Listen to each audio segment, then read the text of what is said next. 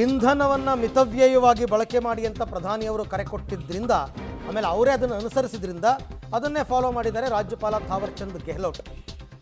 ಬೆಂಗಾವಲು ಪಡೆ ಕಡಿತದ ಬಗ್ಗೆ ಇನ್ನೂ ತೀರ್ಮಾನಿಸಿಲ್ಲ ಸಿಎಂ ಸಿದ್ದರಾಮಯ್ಯನವರು. ಬೇರೆ ರಾಜ್ಯಗಳಲ್ಲಿ ಏನಾಗ್ತಿದೆ ಅಂತ ನೋಡಿ ತೀರ್ಮಾನ ಅಂತ ಸಿಎಂ ಹೇಳಿದ್ದಾರೆ. ಬಟ್ ರಾಜ್ಯಪಾಲರು ಮಾತ್ರ ತಗೊಂಡಿದ್ದಾರೆ, ಅಂದರೆ ಬೆಂಗಾವಲು ವಾಹನವನ್ನು ಕಡಿತಗೊಳಿಸ್ಕೊಂಡಿದ್ದಾರೆ. ಬಹುತೇಕ ಎಲ್ಲರೂ ಪ್ರಧಾನಿಯವರನ್ನು ಅನುಸರಿಸ್ತಾ ಇದ್ದಾರೆ.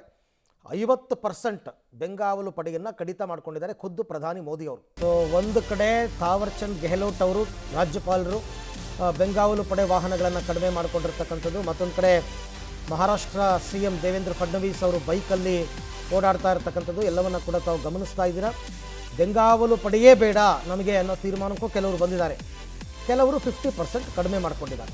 ಇದೆಲ್ಲವೂ ಪ್ರಧಾನಿ ಮೋದಿಯವರು ಇಂಧನವನ್ನು ಮಿತವ್ಯಯವಾಗಿ ಬಳಸಿ, ಆದಷ್ಟು ಎಲೆಕ್ಟ್ರಿಕ್ ವೆಹಿಕಲ್ಗಳನ್ನು ಬಳಸಿ ಅಂತ ಹೇಳಿದ್ದಕ್ಕೆ ಬೇರೆ ಬೇರೆ ರಾಜ್ಯಗಳಲ್ಲಿ ಅದಕ್ಕೆ ಸಿಕ್ಕಿರ್ತಕ್ಕಂಥ ಪ್ರತಿಕ್ರಿಯೆಯನ್ನು ಗಮನಿಸ್ತಾ ಇದ್ದೀರಾ. ಆದರೆ BJPಯೇತರ ಸರ್ಕಾರಗಳಿರುವ ರಾಜ್ಯದಲ್ಲಿ ದೊಡ್ಡ ಮಟ್ಟದಲ್ಲಿ ಇನ್ನೂ ಅದಕ್ಕೇನೋ ಉತ್ತಮ ಸ್ಪಂದನೆ ಅನ್ನೋದು ಸಿಕ್ಕಿಲ್ಲ. ಬೇರೆ ರಾಜ್ಯದವ್ರು ಏನು ಮಾಡ್ತಾರೆ ನೋಡಿಕೊಂಡು ಆಮೇಲೆ ತೀರ್ಮಾನ ಅಂತ ಸಿಎಂ ಹೇಳಿದ್ದಾರೆ.